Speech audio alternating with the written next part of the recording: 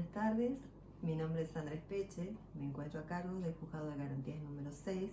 del Distrito Judicial de Centro de la provincia de Salta. Ante todo, quiero agradecer a la agrupación Trejo, en la persona de su directora, la doctora Rodríguez, por haberme convocado a este espacio que quiero compartir con ustedes desde mi experiencia en el ejercicio de la magistratura y con todo un grupo humano que posibilita que este ejercicio sea absolutamente real y llevado a la práctica con toda la delicadeza que el caso exige. El tema que quiero tratar y que me parece de suma importancia para una efectividad de la justicia, una eficiencia, una celeridad y economía procesal es, como ustedes podrán haber visto, la prisión preventiva y la posibilidad de la implementación de las audiencias orales en el marco de los autos resolutivos que normalmente se dictan por escrito, dada la gran cantidad de causas que llegan a nuestros juzgados, pero que resultaría sumamente valioso lograr que ello sea realizado en el marco de la oralidad, con todas las ventajas que la oralidad, perdón la redundancia, trae aparejados. Para llegar a ese extremo, es necesario hacer primero una revisión de lo que es la prisión preventiva, para situarnos un poco en el marco conceptual de aquello que estoy hablando. Como todos ustedes podrán haber visto, la prisión preventiva dentro del proceso penal que estamos hablando, obviamente, y dentro del sistema acusatorio vigente en la provincia de Salta, ya implementado antaño con la ley 7690 del año 2011, que comenzó a implementarse en nuestros juzgados, en el Distrito Centro en particular, a partir de los 6 meses de la publicación del Código Procesal Penal que nos rige, esto es en el mes de marzo aproximadamente del año 2012. Esta prisión preventiva se trata nada menos que de una medida de carácter cautelar. ¿Por qué decimos de carácter cautelar? En primer lugar, por la provisoriedad que la misma conlleva, en cuanto a los motivos, en cuanto a la posibilidad de su cambio, de su cese, y en segundo lugar, por la provisionalidad que la misma tiene. Pero, ¿qué es esto de prisión preventiva? Sabemos que la ley, en términos generales, prioriza, al igual que lo hace la Constitución y los tratados internacionales, que juntamente con el artículo 75, inciso 22 de la Constitución Nacional, conforman el bloque de legalidad al que todos los jueces estamos llamados a respetar, y las leyes inferiores, que son su consecuencia, priorizan la libertad del ser humano en un grado absolutamente primordial, al punto tal que los jueces solamente estamos autorizados a restringirlos en casos absolutamente excepcionales. ¿Cuáles son estos casos excepcionales? Aquellos que nos implican, dentro de la investigación de un proceso penal y siempre a pedido de un fiscal, asegurar el descubrimiento de la verdad y con ello la aplicación de la ley penal sustantiva. De allí que si estos extremos no se encuentran configurados, de ninguna manera puede llegarse a una situación vulneratoria de nada menos que esta garantía constitucional celosamente preservado no solamente por el artículo 18 de la Constitución Nacional, sino fundamentalmente por todos los pactos internacionales que también dan origen a la misma y que van a ser objeto seguramente de una charla posterior, pero que hoy los nombro, entre ellos el artículo 8 de la Convención Americana de Derechos Humanos. Ahora bien, previo a llegar a esta etapa de prisión preventiva, que ya su nombre está anticipándolo, se trata de un encarcelamiento preventivo, deben agotarse todos los extremos a fin de lograr que el sujeto de derechos que hoy está convertido en imputado, merced a una denuncia que pese en su contra y a una imputación que se ha realizado en su contra, se ve constreñido a este encarcelamiento preventivo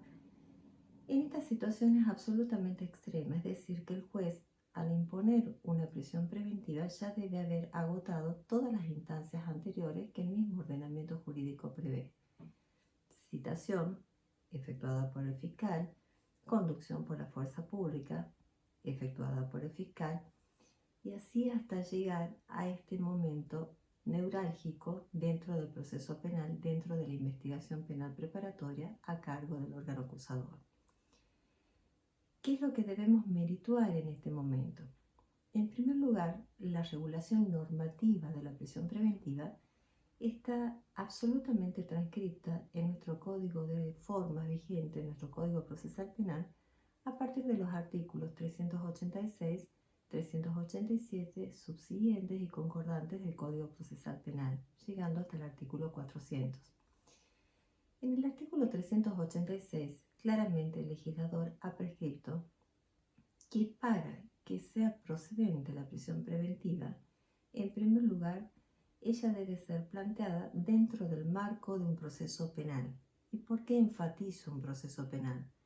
Porque obviamente si una causa, como a veces acontece, se encuentra con un hecho a caratular, jamás podemos hacer lugar a la detención de un individuo, menos aún a una prisión preventiva, si este hecho no se ha definido todavía como delito penal dentro del amplio catálogo que presenta nuestro código de fondo, es decir, el Código Penal. Una vez que el fiscal ha recibido declaración a este individuo, habiendo realizado oportunamente el decreto de imputación que da inicio a todo este proceso, decreto de imputación que ya debe tener la calificación jurídica, es decir, las razones por las cuales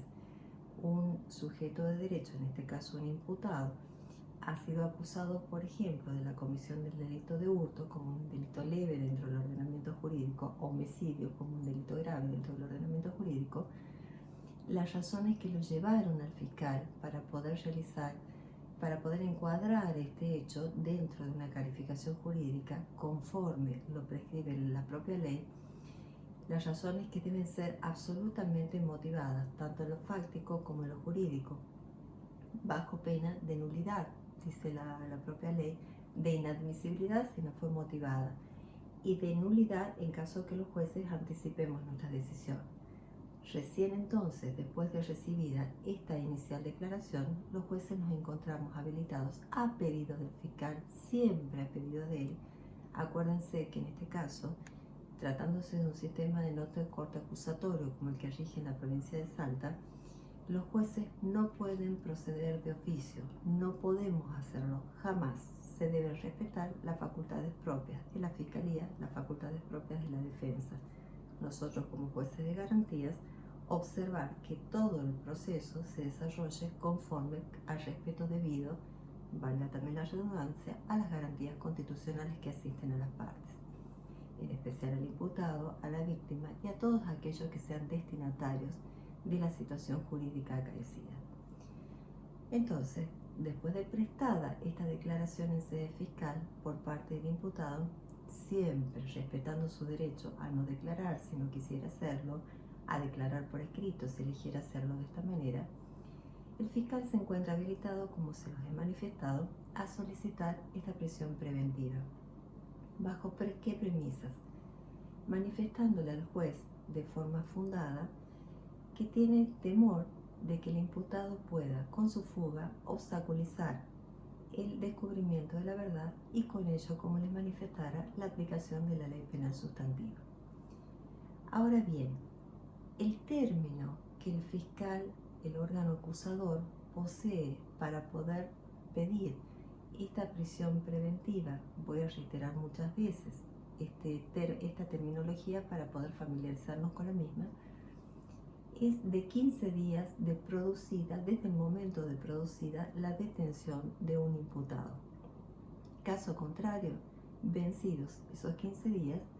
el juez de garantías se encuentra obligado a otorgar la libertad inmediata de una persona, bajo apercibimiento de la comisión de un delito de naturaleza grave, por parte del juez en caso de que el fiscal no le interese mantener la detención de un individuo que ha sido llamado a los estrados de la Fiscalía, en este caso, a prestar declaración. Una vez efectuado este pedido fiscal, que se realiza por escrito, el juez debe evaluar fundadamente, en forma seria, concienzuda y detallada, cuáles son estos motivos por los cuales se solicita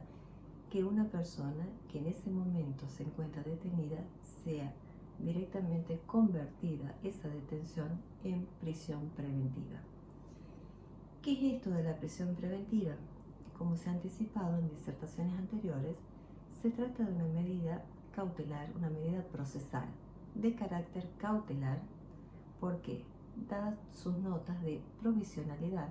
es decir, que es susceptible de cesar en cualquier estado del proceso cuando las circunstancias así lo determinen, ya sea porque ya no es necesario, ya sea a pedido del fiscal, a pedido de la defensa, después de la reevaluación de una situación, de oficio por el juez, ya no es necesario mantenerlo privado de su libertad, o porque las circunstancias que tornaron necesaria la imposición de esa medida en un momento determinado del proceso han variado, han cambiado notablemente, siendo posible su sustitución por cualquiera de las otras acciones, medidas que nos prevé el ordenamiento jurídico. Por ejemplo, un arresto domiciliario, caución personal, caución real, de acuerdo a las condiciones económicas del imputado, obviamente, prohibición de salir del país, prohibición de ingreso, prohibición de acercarse a la víctima, de cometer determinados hechos delictivos, de cometer todos los hechos delictivos, no determinados, prohibición de cometer determinados actos. En eso radica la provisionalidad de esta conducta, es decir, esta medida de carácter cautelar, de carácter procesal, obviamente porque se dicta en el marco de todo este proceso penal, se caracteriza por eso, porque es susceptible de variar a través de todo el proceso, cuando las circunstancias así lo determinen y luego de una reevaluación de una conducta. Quiere decir con esto, para diferenciarla en modo absolutamente de la pena, que muchas veces se sitúa dentro de, está citada por muchos defensores, por muchos abogados particulares que ejercen obviamente el derecho de defensa que así concede la Constitución y así corresponde a todo ciudadano, que hablan de que se trata de una medida anticipada de una pena. No se trata de una medida anticipada, en esto me permito discrepar. Se trata de un fin asegurativo para lograr un determinado objetivo. ¿Cuál es? El descubrimiento de la verdad, ya sea mediante un peligro de fuga o mediante entorpecimiento procesal, que ahora lo vamos a ver. Una vez que se logra, que el fiscal ha logrado reunir todos estos elementos y lograr determinar que ninguno de estos dos supuestos extremos por los cuales se prevé esta privación de libertad se va a lograr, es recién en ese momento en donde las circunstancias aconsejan variar la situación de encarcelamiento preventivo del imputado. De allí que jamás puede confundírsela con una pena, dada que la pena es de carácter definitivo. En este sentido radica entonces el carácter estrictamente cautelar que tiene esta medida, y lo reitero a fin de evitar toda confusión con un carácter anticipativo de pena. Ahora bien,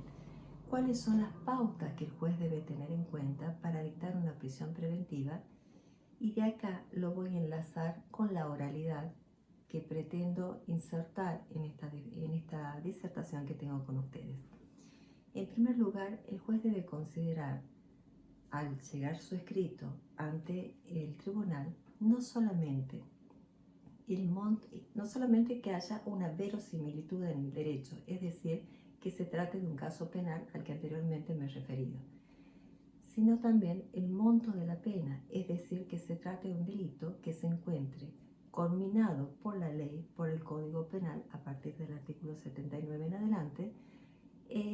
con una pena privativa de libertad, dado que si este delito o si este ilícito se encuentra combinado con penas menores, como puede ser una multa, por ejemplo, obviamente que la prisión preventiva nunca sería procedente. Es decir, el juez debe tener en cuenta no solamente el monto de la pena, que es fundamental dentro de lo que es verosimilitud del derecho, monto de la pena, sino también en cuenta la naturaleza del hecho, los motivos que llevaron al autor a delinquir, las condiciones personales que tiene el mismo, que vamos a ir detallándola, y sobre todo las posibilidades de poder reinsertarse en una sociedad de una manera digna. En cuanto a la naturaleza del hecho, ¿qué es lo que tenemos que tener en cuenta? Que son situaciones de no menor importancia, porque justamente estamos tomando una medida extrema, un encarcelamiento preventivo. ¿Qué tenemos en cuenta entonces? ¿Cuál ha sido la gravedad del bien jurídico que se ha vulnerado preventivamente? Porque siempre dentro de la etapa de investigación penal preparatoria hablamos de a prima facie, término latino que significa con el grado de probabilidad que esta etapa del proceso exige, que se ha vulnerado un bien jurídico que está protegido por una normativa del Código Penal. Por ejemplo, como les decía anteriormente a título ejemplificativo, el delito de hurto. Supuestamente hubo un señor A que se apoderó sin ejercer, que se habría apoderado, daño en las cosas, violencia en las personas, sin ejercer ningún tipo de fuerzas, de un elemento que no le pertenecía. Luego de efectuar esta valoración inicial, vemos qué grado de afectación produjo al bien jurídico protegido por la norma. Y acá algo muy importante, qué grado de afectación produjo en el ánimo de la víctima, qué grado de afectación le produjo a ella, a la tercera persona, como destinataria del accionar de este sujeto. Es decir, hay un sujeto activo, que es quien supuestamente cometió un delito, y un sujeto pasivo, que es el destinatario de la norma, que es la propia víctima. ¿Qué grado de afectación produjo? Recalco esto. Por ejemplo, un delito que es frecuentemente traído a nuestro juzgado, a conocimiento obviamente de nuestro juzgado, son los denominados robos en la modalidad motochorro, como se conoce normalmente, es decir, cuando una persona, mediante transportándose en una moto, suele ver traspasar a otra persona a través de una vereda, cruzando una calle, con una cartera, llevando un celular en mano, procede a arrebatársela. Acá ya estaríamos dentro de la figura de robo, si lo hace con violencia, la arrebata los efectos personales. Muchas veces estas personas quedan tiradas, por ejemplo, en el piso, se lesionan, se llevan consigo la cartera, los efectos personales. Generalmente muchas de estas víctimas son mujeres.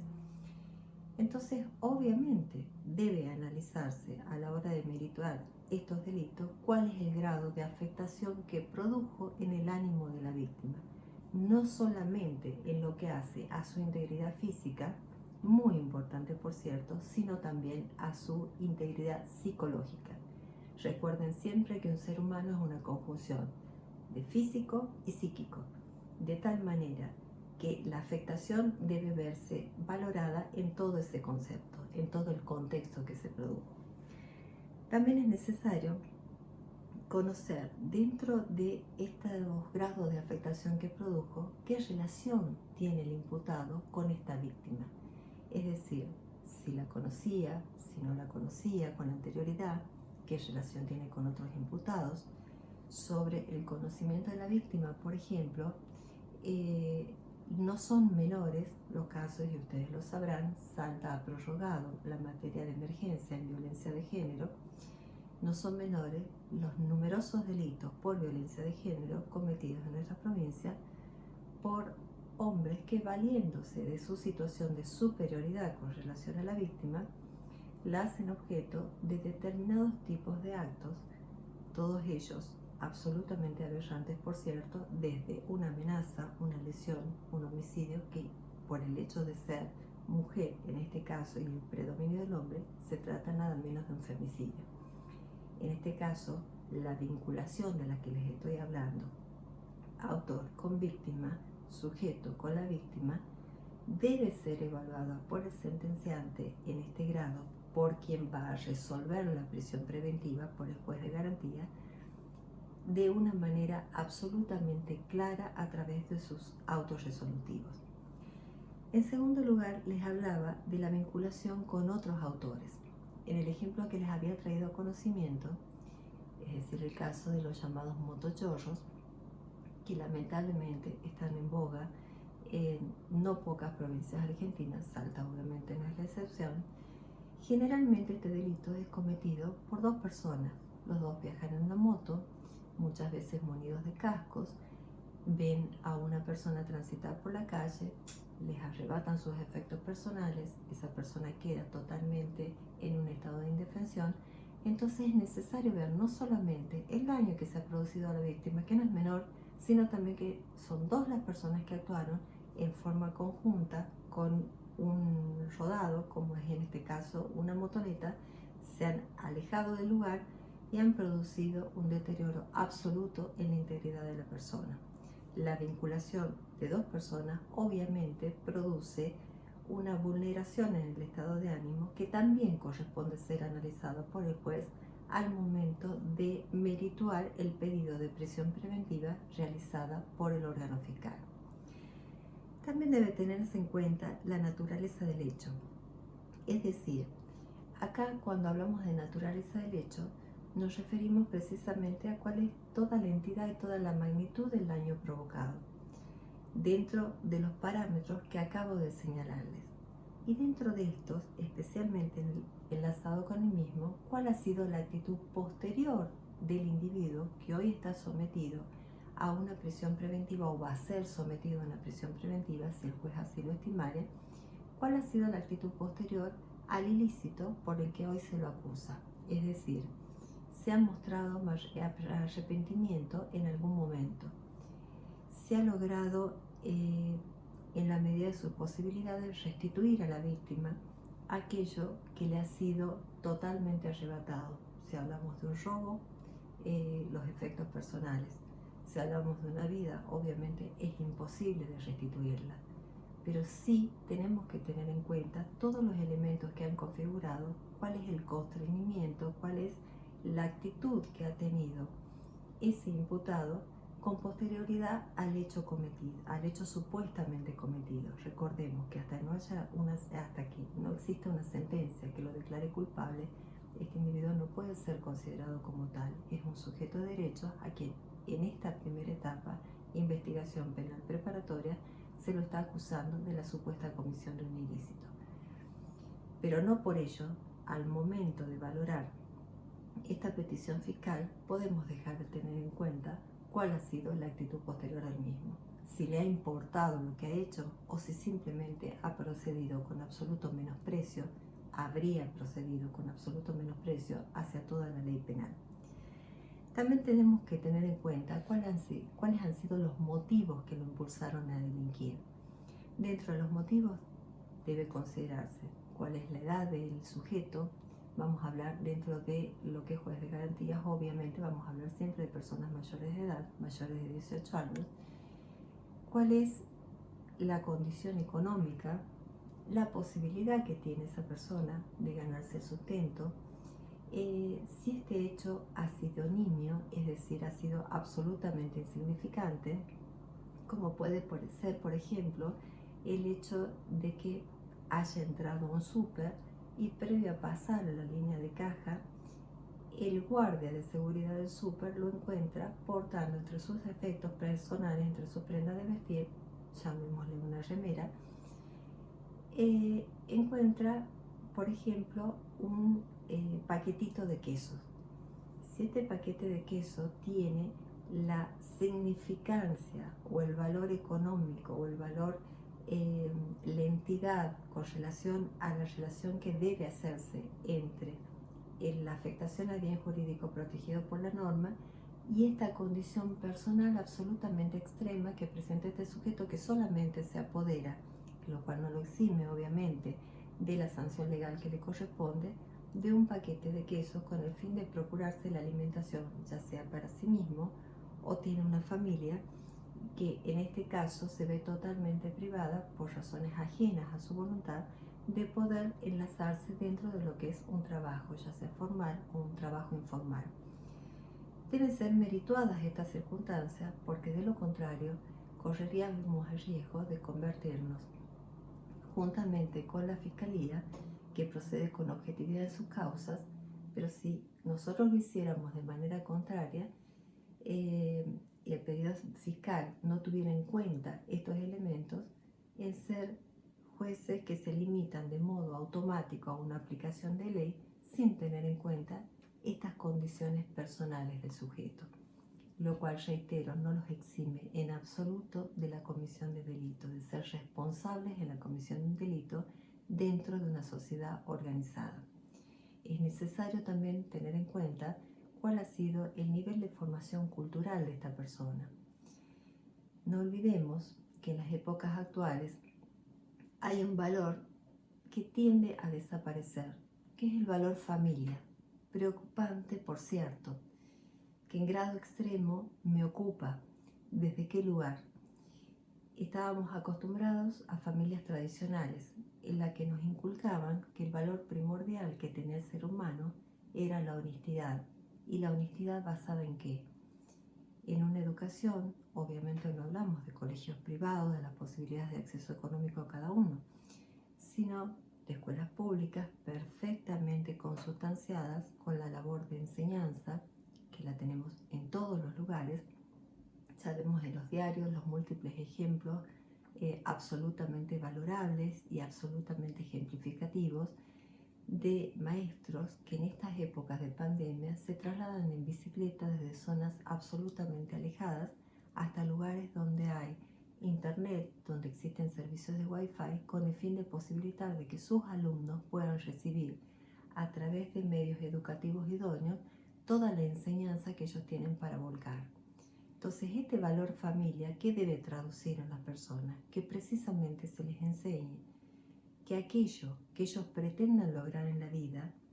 siempre dentro de lo lícito obviamente, sea logrado mediante un valor fundamental: estudio y trabajo. Si no tenemos en cuenta que la familia es la primera educadora, obviamente este nivel de escolaridad del que les estoy hablando y que lo marca la ley se encuentra ausente a la hora de la comisión de ilícitos. Esto también debe ser considerado por el juez al momento de evaluar el posible dictado de una prisión preventiva.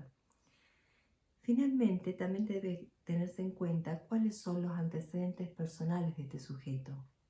En este caso, no basta sujeto, hablo siempre como sujeto de derechos. En este caso, no basta solamente el análisis del hecho acontecido, del hecho que presumiblemente habría acontecido,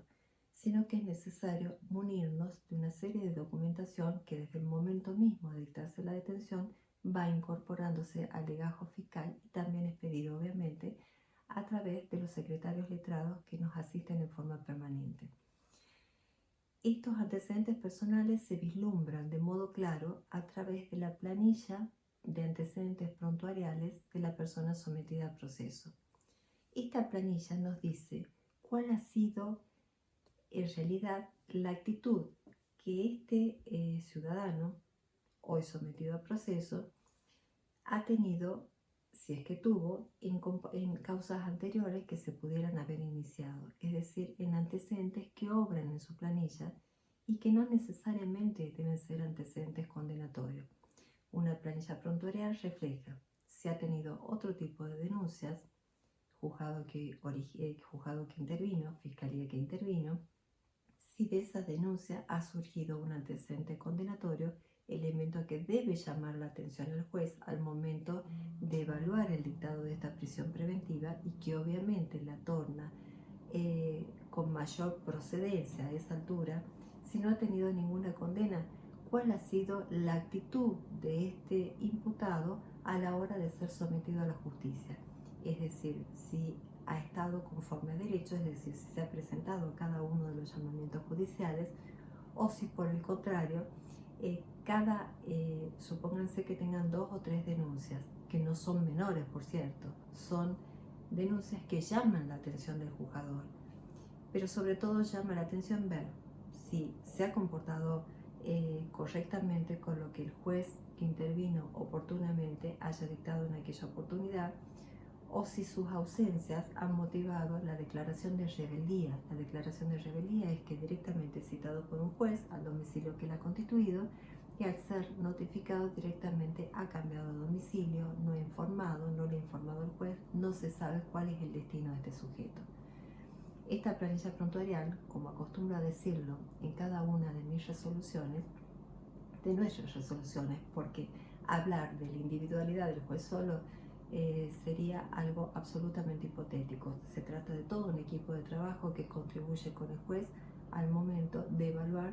El juez es quien toma la decisión final, pero hay un equipo humano por detrás que sostiene, que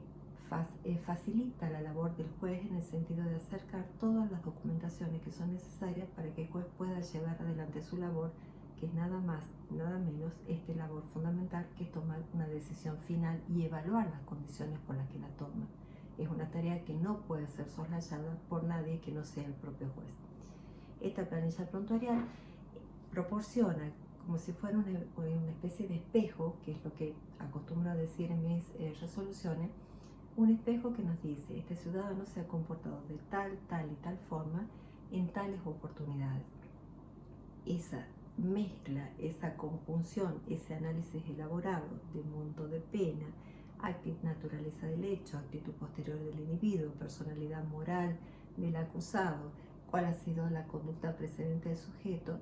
se trata de una serie de elementos que deben ser valorados entonces por el juez al momento de dictar la prisión preventiva, si así lo estimare pertinente, con el doble objetivo: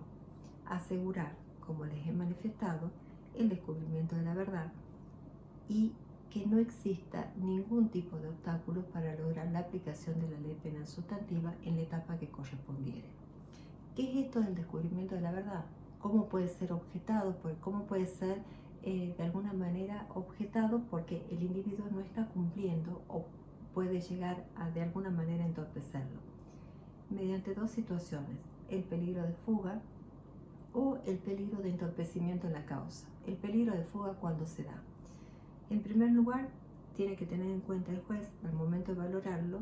cuánto sería en abstracto el monto estimativo de la pena que le correspondería para el caso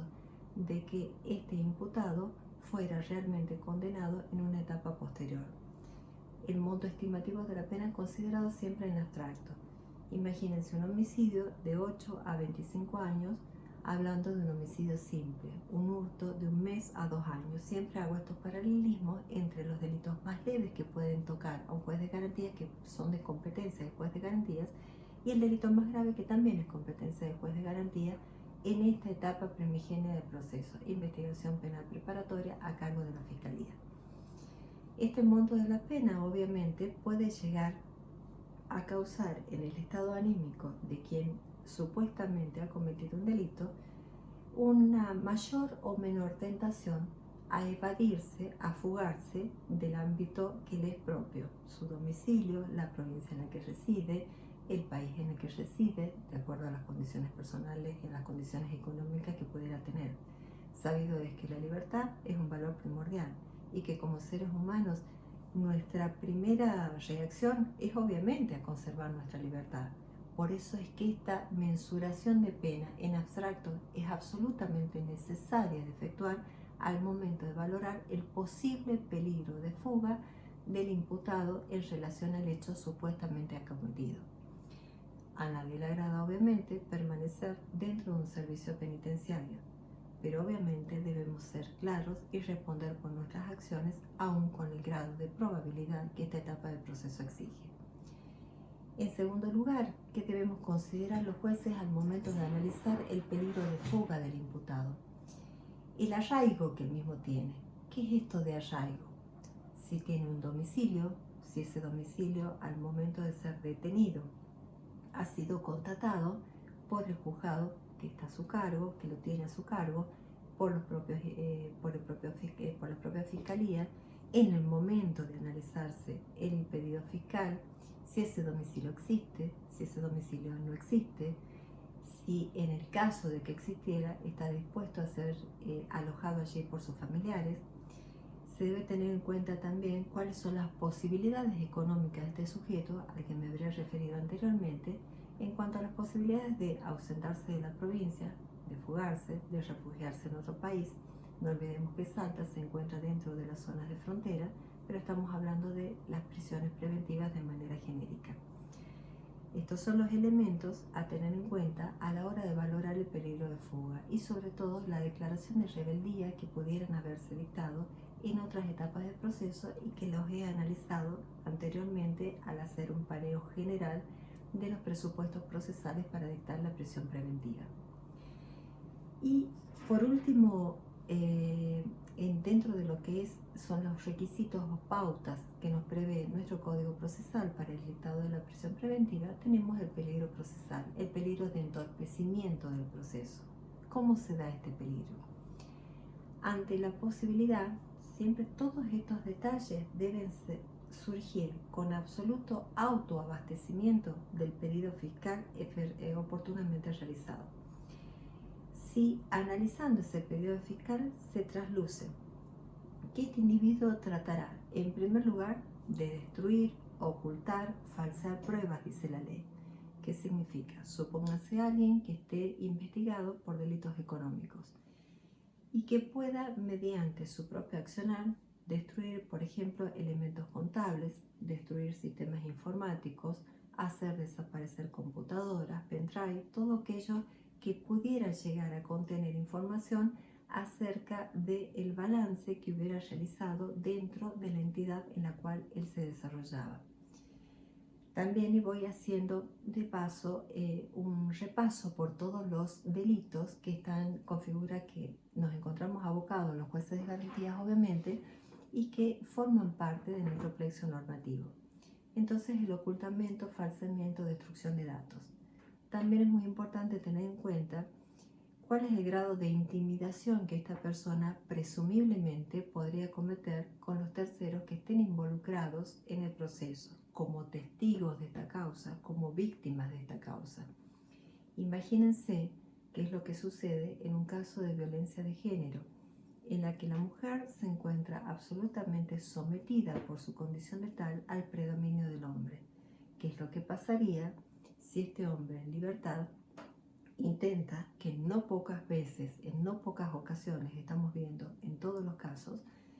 en muchísimos casos, perdón, tal como ustedes podrán verlo de un simple paneo de los artículos periodísticos, de los noticieros, intenta constreñir a su víctima, a quien, por ejemplo, podría haber lesionado y por eso se encuentra detenido, amenazado, coaccionado, diciéndole: si vos vas a declarar en este sentido, no tenés más alimentos, porque yo soy el proveedor de los alimentos, te puedo llegar a hacer daño aún mayor del que ya te hice, puedo llegar a matarte si quiero. Es decir, imagínense el constreñimiento en la víctima. Este constreñimiento, esta intimidación que ha ejercido el sujeto, obviamente no es menor. Y esto va a llevar a que en el momento en que esta víctima sea convocada a sede del tribunal para poder prestar su declaración en la etapa que así se determine, por ley obviamente, esta víctima nunca se presente. Entonces, ¿cuál va a ser la situación final? Imputado o absuelto, porque no existen pruebas para poder demostrarlo, en el caso de que la declaración de la víctima obviamente fuera la única prueba con la que se cuente. Estos elementos deben ser evaluados. Lo mismo pasa con los testigos. ¿Qué pasa siempre ciñéndonos a los casos de violencia de género, en que los testigos sean vecinos que han visto que el accionar delictivo de esta persona y que sin embargo también constreñidos por la violencia de este hombre? Hablamos siempre predominio hombre-mujer, la relación de desigualdad que existe. Por la violencia de este hombre también son intimidados, porque un testigo también es factible de ser intimidado y de hecho en la práctica ocurre, y por eso el legislador sabiamente lo ha contemplado dentro de nuestra normativa. Simplemente, ¿qué pasa con este testigo? O declara de manera contraria a cómo han ocurrido los hechos, pese a las sanciones penales que recaen sobre este testigo, que pudieran recaer en caso de que éste así declarara, y previo hacerle conocer el juez en la etapa procesal oportuna cuáles son estas sanciones, sino que también puede ocurrir que este testigo directamente nunca vaya. Acá se relaciona con un presupuesto procesal importantísimo, que es influir en la víctima o en los testigos para que declaren en un sentido determinado o en otro sentido que siempre favorezca al imputado. Todas estas pautas legales, recepcionadas en nuestra normativa procesal a través de los artículos 386, 387, 388 y 389, son las que debe tener en cuenta el juez al momento de dictar su auto resolutivo de prisión preventiva, si así correspondiere. ¿Cómo se hace este auto resolutivo? Se realiza de manera fundada, porque así como a los fiscales, a los defensores les es exigible también que lo realicen de manera motivada y que se autoabastezcan en sí mismos, con mayor razón nos es exigible a nosotros que debemos imputar una medida extrema, una medida grave del ordenamiento jurídico, por más medida cautelar que sea, por más medida cautelar que haya sido calificada por el ordenamiento jurídico, a un individuo para decirle, a partir de este momento, por este hecho delictivo, por ejemplo, por el delito de homicidio, usted queda detenido en carácter de prisión preventiva a disposición de este tribunal. Para llegar a este extremo, a este encarcelamiento preventivo, obviamente los jueces somos los primeros responsables en fundamentar nuestras decisiones. El fundamento del decisorio del juez es absolutamente imprescindible para que un imputado conozca las razones por las cuales esa persona a partir de este momento se encuentra bajo la disposición de este juez, pero en carácter de prisión preventiva y con todas las consecuencias que eso conlleva. Prisión preventiva que no me voy a cansar de destacar, que es de carácter cautelar, previsional y susceptible de variar en cualquier estado del proceso. Por ejemplo, cuando de delitos de otra envergadura podrían tratarse. Ahora bien, esto normalmente se realiza dentro de los ámbitos tribunalicios de manera escrita. Precisamente lo que ha convocado mi charla es una inquietud que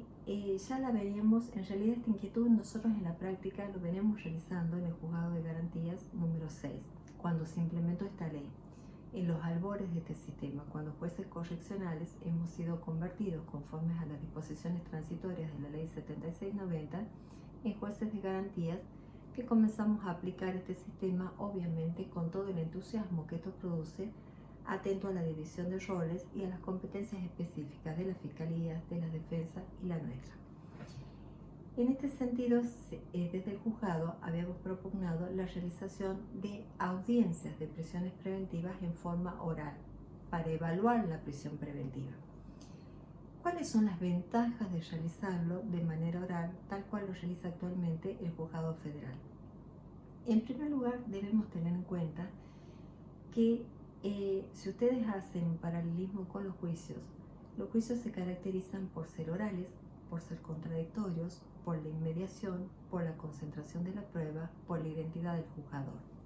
Traspolemos todo lo que significa la etapa del juicio, que es una segunda etapa absolutamente diferente a esta primigenia etapa donde tenemos elementos indiciarios que sirven para fundamentar la acusación fiscal, pero no la condena del imputado. ¿Qué mayor reaseguro existe para el imputado y para la víctima, de la cual nunca debemos olvidarnos, porque es el actor fundamental también, el actor fundamental de este sistema y quien ha sido destinatario de la conducta ilícita de esta persona, que estas audiencias, en lugar de hacerse por escrito y bajo la letra fría de la ley, sean realizadas de manera oral? Imagínense ustedes que en la sede de audiencia, en la sala de audiencias de cada juzgado, de cada tribunal, está la persona del juez, a un lado se encuentra el fiscal, a un lado se encuentra la defensa y junto a la defensa se encuentra el imputado. ¿Cuáles son las ventajas que proporciona? En primer lugar, el fiscal va a hacer su pedido, va a formular su pedido de imposición de prisión preventiva, si así lo considera, de manera oral, es decir, hablada. ¿Eso qué significa? Que el imputado que va a estar al frente va a poder conocer circunstanciadamente los motivos que invoca el fiscal para solicitar: señor juez, este imputado merece ser encarcelado preventivamente por este motivo, por este y por este, porque considero que existe peligro de fuga, porque existe peligro de entorpecimiento, dando las razones conforme a su legajo de investigación por las cuales esta persona merece ser encarcelado preventivamente, teniendo ante su vista y mostrándole al juez. Acá existe un legajo de investigación, por ejemplo, vamos a ver una violación de domicilio, donde se encuentra no solamente la denuncia de la víctima, que debe ser valorada por el juez, un croquis, una inspección ocular que nos lleve a determinar de qué manera este individuo, que lo tenemos al frente, ha ingresado al domicilio de la víctima sin ningún tipo de autorización por parte de ella. Toda la tarea investigativa que ha llevado a cabo la policía a través de las instrucciones brindadas por el fiscal. Recordemos que la policía es un auxiliar de la justicia, y en este caso va a actuar durante la investigación penal preparatoria bajo las directivas del fiscal, y contarle al juez, pero con los elementos en mano, cuáles son los elementos probatorios de cargo a esta altura de la investigación, esos indicios que le van a servir para fundamentar la acusación, para poder solicitar la habilitación de prisión preventiva, porque teme que el imputado se fugue, ya sea porque de su planilla surgen condenas, declaraciones de rebeldía, o porque simplemente existe un peligro no menor, y digo simplemente porque se encuentra totalmente habilitado para hacerlo, de su elemento, de su plexo probatorio, de su plexo indiciario en esta etapa del proceso. Existen elementos más que suficientes para temer que el imputado, con su actitud, influye en la víctima, influye en su testimonio, influye en su presencia en el momento que va a ser convocado por el tribunal. A su turno, y a esto nos referimos con el contradictorio que ya se plasma en esta audiencia inicial, en esta audiencia que ha sido convocada por el juez como forma más absoluta de garantizar en forma plena todos los derechos del imputado, que se encuentran consagrados en el artículo 1 del Código Procesal Penal, en consonancia con todo el plexo normativo constitucional al cual ya me he referido. ¿Qué mayor derecho de defensa para el imputado que en ese momento en que el fiscal está solicitando la prisión preventiva? El contradictorio que implica que inmediatamente de formulado el pedido fiscal en forma oral ante el juez, que está observando cada uno de los detalles que acontecen en esa audiencia, se corre vista de este pedido al defensor. El defensor, ya sea un defensor oficial, un abogado de la matrícula, se encuentra presente en esa sala de audiencia al lado de su defendido para graficarlo de alguna manera, y él va precisamente, dentro de todas las facultades que le confiere la normativa procesal penal, a fundamentar los extremos por los cuales él considera que la persona que tiene a su lado y a quien nada menos le debe un respeto particular en pos del ejercicio de la defensa técnica, material y efectiva que debe asumir y que asumió como tal y con esas responsabilidades, esa persona no merece ser encarcelada preventivamente, sino que merece gozar de libertad, y si lo considera necesario, especificar al juez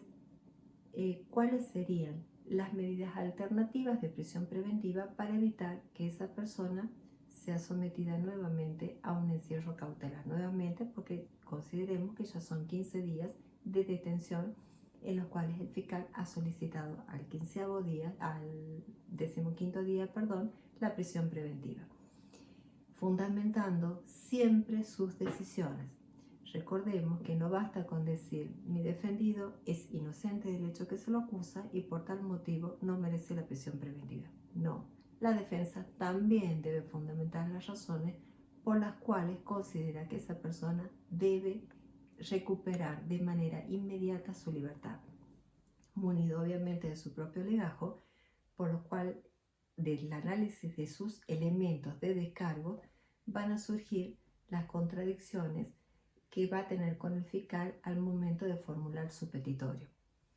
En este caso, entonces, el juez va a tener en sus manos nada menos que esto que les decía, la inmediación de la prueba, la inmediación de estos elementos indiciarios. Hablamos de prueba en esta etapa primigenia del proceso. Va a valorar cuál es el pedido del fiscal, cuáles son los elementos de los que el fiscal se munió en su legajo de investigación, Recordemos que es al fiscal al que le incumbe en la etapa de en este proceso de metocorte acusatorio, en la etapa de la investigación penal preparatoria, destruir el principio de inocencia que asiste al imputado durante todo el proceso hasta el momento de la sentencia final, hasta el momento de una sentencia firme, es el que va a destruir el estado de inocencia, pero para eso tiene que llegar primeramente a una etapa que hemos dado en llamar investigación penal preparatoria a título de redundancia, en donde tiene elementos indiciarios para solicitar al juez la prisión preventiva. A su turno la defensa, en presencia del juez, ha dicho: no, señor fiscal, a usted no le asiste razón, señor juez, solicito que este imputado sea dejado en libertad por tal, tal y tal razón, en base a los elementos que él tiene, porque no ha ingresado a la morada de la víctima, porque se trata de una confusión, porque se trata de millones de razones jurídicas que avalan desde lo fáctico, desde lo jurídico, para que la defensa efectúe una actuación que sea totalmente consonante con el ordenamiento jurídico. En este momento el juez, teniendo en sus manos toda la concentración de la prueba, toda la concentración de lo que ha realizado como labor el fiscal y la defensa, se encuentra en condiciones entonces de evaluar frente al imputado cuáles son las razones que asistieron en las partes para la petición del dictado de esta medida. ¿Por qué considero de fundamental importancia la oralidad? Porque es absolutamente necesario analizar algo que no debe pasar desapercibido para ningún juez, ya sea en esta primera etapa o en la etapa del debate. ¿Cuál es precisamente la gestualidad de las partes, la concentración de las pruebas, el derecho que tiene el imputado a ser oído? Porque si en ese momento primigenio de la investigación, el imputado que corre el riesgo de ser encarcelado preventivamente pide la palabra, obviamente el juez debe concedérsela. Es más, resulta de buena práctica, luego de que exponen las partes, decirle al imputado: lo escucho, puede decir en su derecho todo lo que usted considere conveniente. En ese momento es cuando el juez comienza a evaluar aquello que no se percibe en la escritura. La escritura fría, la letra fría de la ley, la compulsa de un código, nos lleva a valorar elementos que la práctica misma, el hecho de estar escuchando a una persona, el hecho de escucharla hablar, no es lo mismo que yo esto mismo lo diga por escrito, a que se los esté manifestando a ustedes de esta manera. Ustedes pueden ver mi gestualidad, si tengo algún tipo de tics, si me encuentro nerviosa, si no me encuentro nerviosa, si soy socarrona, si tengo una sonrisa burlona, si estoy realmente preocupada por la situación que me acontece. Si no lo estoy, eso mismo se traslada al imputado. Es el imputado quien en ese momento está hablando frente a un juez, frente a un fiscal, frente a un defensor, con el grado de seriedad que esta etapa del proceso exige, explicando cuáles son sus razones para estar ahí donde está, previo a habérsele hecho conocer las razones constitucionales que lo asisten, si quiere hacer uso de la palabra, si no quiere hacer uso de la palabra, que no está obligado a declarar en contra de sí mismo, todo aquello que después va a ocurrir en una etapa posterior. Pero ¿por qué no escucharlo en ese momento? De esta manera, una vez que se ha escuchado todas las partes, recordemos en este sentido que el pensamiento hablado es el pensamiento, o sea, la oralidad es la forma más pura del pensamiento hablado. Es aquella en donde se denota con toda la magnitud cuáles son nuestros más caros sentimientos, es decir, qué es lo que queremos decir desde acá adentro. No es lo mismo sentarme a escribir esto mismo que estoy analizándolo, esto mismo que les estoy virtiendo, porque lo hago desde la reflexión, desde la tranquilidad que implica estar escribiendo, desde el elegir las palabras más adecuadas para consolidar todo aquello que pretendo decir, cuando la oralidad, el decirlo en voz alta, es la manera más natural que tiene el ser humano para llegar a decir tengo razón, no tengo razón, fundamentar sus convicciones. Imagínense qué elemento valoratorio es, aún en esta etapa inicial del proceso, que no me canso de remarcar, qué valor tiene para el juez poder analizar cada uno de los rasgos verbales que presenta ese imputado, de sus tics, de sus movimientos, de su permanente movimiento de piernas, por ejemplo, del respeto debido a cada una de las partes, de esas sonrisas burlonas, de lágrimas que son reales o lágrimas que se esfuerzan en esos momentos, que aunque ustedes no lo crean, todo juzgador o todo sentenciante, aún en esta etapa de juzgado de garantías que les estoy diciendo, se trata de resoluciones cautelares, todo juzgador que esté atento puede observarlos con toda su plenitud. Al observar con toda su plenitud estas situaciones, habiendo escuchado al fiscal, habiendo escuchado a las partes, con la práctica que la oralidad significa, las decisiones que en ese momento se toman, siempre basadas en derecho, luego de analizados, obviamente, los elementos probatorios e indiciarios del fiscal que tienen su legajo de investigación y que en ese momento van a ser acercados al juez a fin de conocer de qué se ha munido durante 15 días para poder dictar, para poder solicitar una medida preventiva, son analizados en conjunto con todo este sistema, con la oralidad, con el sistema contradictorio, es decir, lo que ha pedido la defensa, lo que ha pedido la fiscal, con la inmediación de todos estos elementos, la contradicción que existe entre las partes, es decir, entre lo que pide uno, lo que pide otro, el que el imputado pueda conocer quién lo está juzgando, quién lo está en este momento, quién lo está evaluando para decirle: señor, usted merece quedar en prisión preventiva por tal, tal y tal razón, porque usted realmente no ha tenido, no solamente ha transgredido el orden jurídico, aún a título de probabilidad, susceptible de variar en cualquier estado del proceso, usted no solamente ha cometido un delito que está obviamente enmarcado dentro de la normativa del Código Penal, por ejemplo, un delito de robo, en el caso de esta modalidad de motochorro, valiéndose de que usted se transportaba en un motovehículo junto con otra persona, una mujer iba caminando, un hombre iba caminando por la calle, llevando consigo una notebook, un bolso con el que portaba la notebook. Usted ha procedido, valiéndose de la rapidez de este vehículo, a arrancárselo del hombro, el hombre ha quedado tirado en el piso, y de esta manera se ha logrado tener para sí un elemento que no le corresponde, nada menos que una computadora, un celular o lo que fuere, pero todo aquello que es extraño a esta persona. ¿Qué mayor valor y qué mayor garantía tiene para este imputado conocer quién lo está en este momento,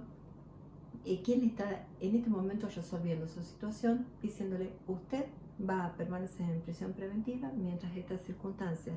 no tengan algún tipo de variación, mientras no tengamos la certeza de que usted, por ejemplo, tal como ha sucedido de acuerdo a su planilla prontuarial, en tal oportunidad procesal se ha fugado, en esta otra oportunidad procesal usted ha sido declarado rebelde, o aun pese a no tener antecedentes condenatorios, la magnitud del daño que usted ha provocado, no solamente en cuanto a la lesión del bien jurídico protegido, sino también el daño a la víctima, pensemos por ejemplo en un femicidio, ha sido de una envergadura tal que usted no merece a esta altura de la investigación, y aún en una etapa posterior que ya será objeto de análisis por parte de otros magistrados, recuperar en este momento a título cautelar su prisión preventiva, simplemente porque no hay ninguna otra medida que pueda llegar a satisfacer el descubrimiento de la verdad, la aplicación de la ley sustantiva, que es el fin de todo proceso penal. El imputado va a conocer al juez que va a dictar la medida, y a la vez el juez tiene la oportunidad de conocer en forma directa al imputado. Recordemos que en la investigación penal preparatoria, el primer contacto que tiene el juez con el imputado es al momento de realizarse la denuncia. Telefónicamente, si esto fuera en horas de la noche, se ordena una detención del imputado, que es ratificada el otro día, con todos los elementos ya con los que el juez cuenta para poder ratificar esta orden de detención impartida, y a partir de ese momento el control de legalidad. El primer contacto que tiene el juez de garantías con el imputado es a través del control de legalidad, que significa la toma de todos sus datos personales que le efectúa el juez personalmente, salvo delegación que pudiera efectuar no solamente a través de sus secretarios letrados, que son dos figuras, dos funcionarios invaluables dentro de este equipo humano que conforma el juzgado de garantías, son sus datos personales, certificaciones médicas, obviamente el parte médico que tiene a su vista. De allí en más, durante 15 días,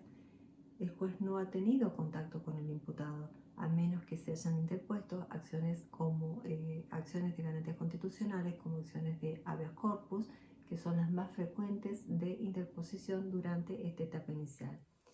Entonces, pasado 15 días, el juez, salvo memorias superlativas o salvo hechos de extrema gravedad institucional, constitucional, de extrema gravedad jurídica,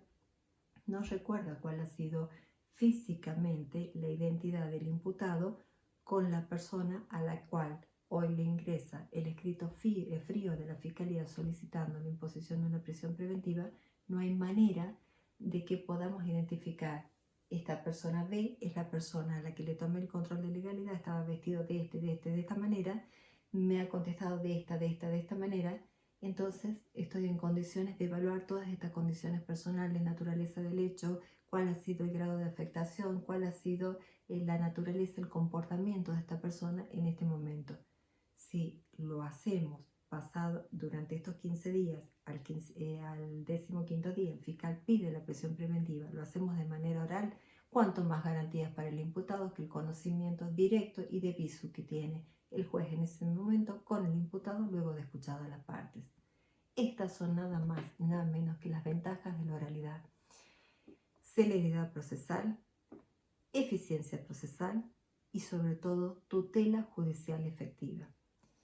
Y si a esto nosotros podemos garantizarlo aún más con sistemas de grabación, como lo que existen en algunos juzgados, entre ellos el juzgado a mi cargo, que son los sistemas de grabación Cícero, como se los denomina, que son cámaras de seguridad que toman permanentemente, existen micrófonos en cada uno en el estrado y en cada uno de los escritorios que pertenecen a, que son destinados al fiscal, a la defensa, al imputado, donde en el cual son perfectamente audibles las voces y se toman los rostros, se toma todo lo que acontece en la audiencia como si de un estudio de televisión se tratara. Son equipos que dan plena fe, más allá del acta, no menor obviamente, que realiza el secretario letrado asignado a ese efecto. Imagínense cuánta mayor garantía representa para el imputado que todo lo que se ha producido en esa audiencia, lo que se ha dicho en esa audiencia, no solamente está grabado en su memoria, en lo que está viendo en ese momento, sino también en un sistema de grabación, más allá del acta. El acta de esa manera se simplificaría porque se limitaría a contar con los requisitos que nos propone, que nos exige el Código Procesal Penal: nombre, sucintamente nombre del imputado, nombre de las partes que están asistiendo, nombre del juez que asiste, nombre del secretario, una exposición sucinta del hecho, de los motivos, de las situaciones que acaecieron en esa audiencia, la del decisorio tomado y la firma de todas las partes intervinientes. Si de esa manera el acta posteriormente o esa grabación que se ha realizado en los sistemas que fueran grabados mediante ese sistema que da plena fe, pudiera ser llevado a sede impugnatoria a través de los recursos que se articulen, obviamente, de manera tal que un dispositivo como un pendrive pudiera llegar a extraer todos esos datos para que el tribunal de impugnación que le toque intervenir ante un recurso de apelación planteado por la defensa, si se ha resuelto la prisión preventiva de un imputado, pudiera vivenciar mediante la simple vista de lo que ocurrió en esa audiencia. La letra fría de la ley tampoco llevaría a yerros como los que todos podemos cometer si nos llevamos solamente de esto que está escrito, cuando lo más importante es saber qué es lo que está pasando oralmente. De allí esta propuesta que, si bien les decía, en el año 2012 se implementó en nuestro juzgado, lamentablemente después del lapso de un año aproximadamente, tuvo que ser dejada sin efecto y proceder de manera escrita ante la falta de operadores del sistema, porque a medida que este proceso acusatorio fue avanzando, obviamente cada vez fueron mayores los casos y se tornó imposible en la práctica poder destinar, pese a la buena voluntad de fiscales y defensores, la presencia de los mismos para lograr este sistema. Particularmente como juez de garantía, que me preocupa y me ocupa la situación de cada imputado, de cada víctima, de cada situación particular que nos es planteada, propugno que dentro de la audiencia del artículo 277, que la audiencia para ofrecer pruebas para que el fiscal presente su requerimiento de juicio, dentro de lo que es una audiencia especial,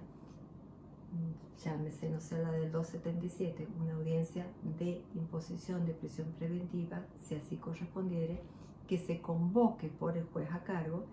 sean presentes, se presente el fiscal, la defensa, el imputado, de manera tal que mediante una audiencia oral en la que se escuchen todas las pretensiones de las partes, podamos llegar a resoluciones que sean absolutamente justas, como las que tratamos de lograr, obviamente, siempre dentro de un proceso escrito, pero justas, con celeridad, con eficacia, haciendo realidad nada menos que la tutela judicial efectiva tan cara a nuestro sistema. Esta es mi propuesta. Esta es, creo, una forma de contribuir con el afianzamiento de la justicia para que aquello que ha sido previsto